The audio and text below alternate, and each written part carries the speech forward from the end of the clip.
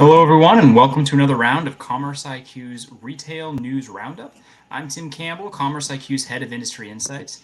And today, as in every week, we have another 4 articles for you to read to better understand the state of retail e-commerce that currently exists and to currently better your business and really understand where you stand in the industry. And those 4 articles, if you're interested in reading them, they can be seen off on the comment side of this video. They're taken from CNBC, Insider Intelligence, Bloomberg, and then kind of a special one that we have at the end. So the first article here is CNBC, and it's entitled "Retailers Have a New Holiday Headache.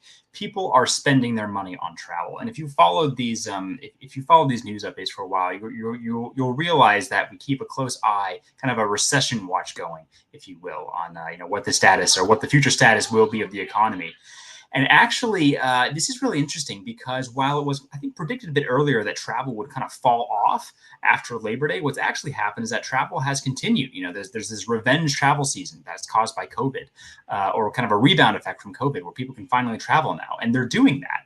And what they're not doing is buying goods that they were previously buying. And if this extends into the holidays, that could be the same for the holidays too, where you have consumers, maybe doing either whether it's gift or treating themselves to trips and experiences versus buying physical products.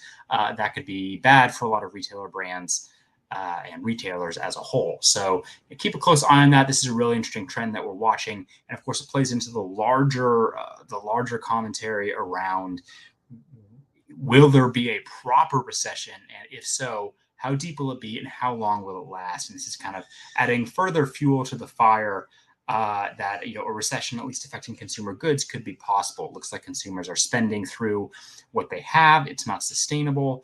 And the more they spend on travel, the less they're spending on other things. So good article. Recommend you read it. The next article here is from Insider Intelligence, eMarketer. And it's noting that Amazon's ad business is profitable, but it's freezing hiring anyway. This really stuck out to me because if you keep, if you follow, either our CEO or CommerceIQ on LinkedIn, what you'll see is that this comes as no surprise to us. Essentially, we've seen ad spend kind of drop off a cliff over the past 2 months. It has declined from its peak back in August, has declined nearly 40%, and it wouldn't surprise me if that continues declining over the next several months.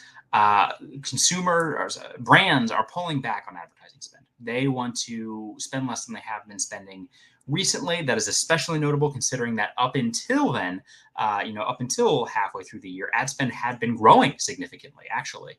Ad spend have been up year over year significantly, and it's not a mature industry. It has a growth ahead of it. So the fact that brands are actually pulling back on ad spend, and now, of course, Amazon is, according to this article, freezing hiring in its advertising or retail media division, is interesting, but not terribly surprising, and it adds fuel to the fire that we could be headed towards a recession if all these brands in tandem think that's worth kind of battening down the hatches, as Jeff Bezos said, pulling back their spend and trying to maintain profitability as much as possible. The next article here, the third one, is from Bloomberg, and it's "Fast Fashion Upstarts Are Using Shine's Own Strategies Against It." And it kind of chronicles the rise of Shine as a brand, as a An interesting brand as it is a Chinese brand selling to Western consumers. Not a Western brand manufacturing its products in China, but a Chinese kind of native brand that has seen extreme success in having and using data, whether that's data on its shoppers and tracking their purchase history to align with kind of their next batch of apparel products, how they can be tailored to that consumer, or just tracking, TikTok trends, things that are popular on social media to inform their next product line. And a really cool kind of stat here is that they can bring products from conception to shipping in 10 days versus the 3 weeks that it might take for other fast fashion competitors like Zara and others.